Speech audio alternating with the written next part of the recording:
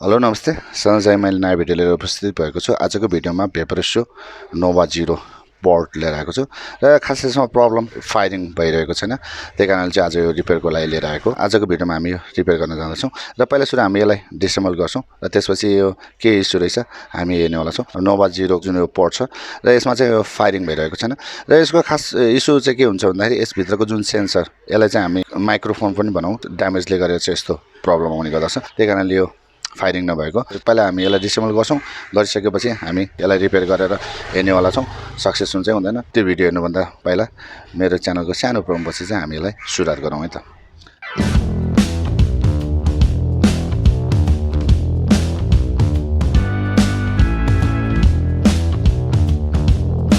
पहिला सुरु हामी यसलाई रिमुभ गरेर लौँ।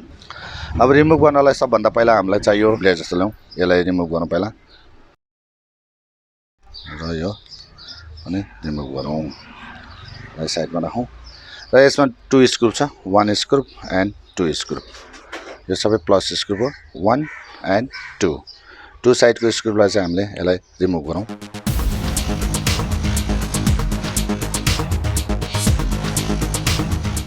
गरिसकेपछि यसलाई हामीले माथि तानौँ। यो यसको जुन यो अटोमाइजर छ यसलाई हामीले साइडमा राख्यौँ। राखिसकेपछि यसलाई यहाँ साइडबाट तलबाट यसलाई थोरै ठेलौँ, माथि पुस गरौँ। यसलाई थोरै माथि यसो आयो, माथि यसरी बाहिर निक्लियो, र यसमा यो बटन यो प्रेस गर्नलाई बटन भइहाल्यो। यसमा बटन लो हाई र अन अफको लागि राखेको बटन हो। यसको लागि यो भइहाल्यो र यो जुन यो 0को पोर्टको चाहिँ प्याटीहरू रहेको छ, जुन यसमा बोर्ड रहेको छ यो भइहाल्यो। यो माइक अथवा यसलाई हामी चाहिँ एउटा सेन्सरको रूपमा पनि हेरौँ। यो म्याक्सिमम यसमा ड्यामेज हुनसक्छ। जति पनि पोर्टहरूमा छ यसमा यही माइक्रोफोन अब यसलाई हामी सेन्सरको रूपमा पनि लिन्छौँ। ड्यामेज भएर चाहिँ यो फायरिङ नभएको र यो फायरिङको काम गरेको चाहिँ छैन भनेर चेक गर्नलाई हामीले यसलाई यहाँ राखेर 2 जोइन गरेर हेरौँ। यसको समस्या हो यो हेरौँ। यो फु गर्दाखेरि पनि यसमा लाइट बलिरहेको छैन। हामी अब यसलाई एकचोटि क्लिन गरौँ। क्लिन गरेर नै म्याक्सिमम पोर्टहरू चाहिँ वर्क गर्छ, तर हामी एकचोटि यसलाई क्लिन पनि गरौँ। यसलाई क्लिन गर्नलाई यो माथिको निकालौँ। यो तलको जुन जति पनि यो वायरहरूमा छ यस्तो हुन्छ। यो जुन माइक्रोफोन यो एउटा सेन्सर, यो प्लस लाइन भ्याल्यु, यो ग्राउन्ड भ्याल्यु ब्लू टाइपको छ। यो ब्लू टाइपलाई चाहिँ यो मेटलमा यो एल भनेर राखेको हुन्छ। राम्रोसित एकचोटि क्लिन गरौँ।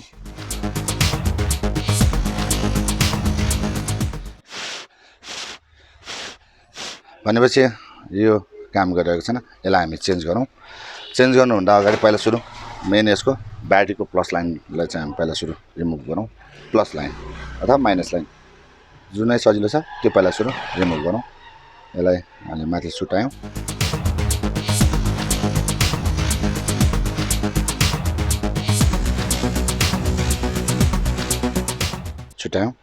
यो ग्राउन्ड, यो प्लस र यो चाहिँ मिडल। प्रायः जस्तो अरू इलेक्ट्रोनिक्समा लाग्ने माइक्रोफोनहरू 2 लेगको हुन्छ, कुनैमा 5 लेग हुन्छ। यो मोबाइलहरूमा लाग्ने जस्तो भयो, तर यो चाहिँ भेपमा लाग्ने माइक्रोफोन एउटा यसलाई चाहिँ सेन्सरको रूपमा चाहिँ लिएको छ।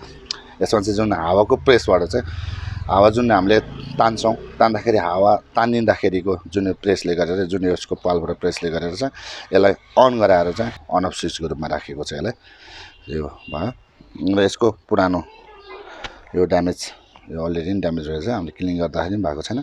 यसमा देख्नुहुन्छ, यसमा चाहिँ देखिन्छ प्लस, यो माइनस, यो एफ यसरी राखिएको छ। अब यसको ठाउँमा हामी यो राख्नेवाला छौँ। बाहिर मार्केटमा उपलब्ध नभएर मैले पढैबाट चाहिँ निकालेर लगाउँदैछु। अब लगाएर हेरौँ सक्सेस हुन्छ हुँदैन। यसलाई यति मात्रै निकालौँ, मलाई जोड्नलाई सजिलो हुन्छ। यसमा हामीले हेर्नु पऱ्यो र प्लस लाइन र ग्राउन्ड। प्लस लाइन यतापट्टि भइहाल्यो। प्लसलाई हामी यहाँ माथि नै जोइन गरिदिउँ। यो बिचमा एफ यहाँ च्यापी गइसकेपछि मलाई सोल्डिङ गर्न सजिलो हुन्छ।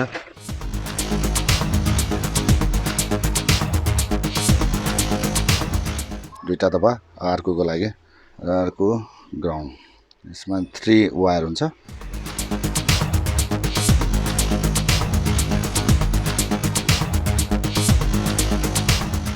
अब यसले काम गर्छ गर्दैन, एयरको प्रेस दिँदाखेरि यो बत्ती लिड गर्छ गर्दैन। यसको जुन यो प्लस लाइन नै हामी जोडौँ, चेक गरौँ। यो जुन यो माइक्रोफोन यो सेन्सर खराब भएको खण्डमा हामीले अर्को रिप्लेस गरेर हामीले यसलाई रिपेयर गर्न सक्छौँ। म्याक्सिमम चाहिँ यो जुन माइक्रोफोन जुन हामी सेन्सर पनि भनौँ यसलाई, यो ड्यामेज भएर चाहिँ यो यस्तो समस्या आउन सक्छ। त्यही कारणले चाहिँ यो चेन्ज गर्यो भने हाम्रो यो सक्सेस हुन्छ। मेरो भिडियो कस्तो लाग्छ प्लिज लाइक कमेन्ट र सेयर गरिदिनु होला। साथै नयाँ भ्युअर्सहरू मेरो च्यानलमा भिजिट गर्दै हुन्छ मेरो च्यानल चाहिँ सब्सक्राइब गरिदिनु होला। साथै बेल आइकनलाई पनि प्रेस गरिदिनु होला। कस्तो भिडियो हजुरलाई चाहिन्छ प्लिज कमेन्ट पनि गर्नु होला। त्यही अनुसारले म भिडियो लिएर आउने प्रयास गर्नेवाला छु। यो भिडियोलाई धेरैभन्दा धेरै सेयर गरिदिनु होला भन्दै अर्को भिडियोमा चाँडो भेट्ने बाचा गर्दै यो भिडियोबाट चाहिँ म बिदा लिन चाहन्छु।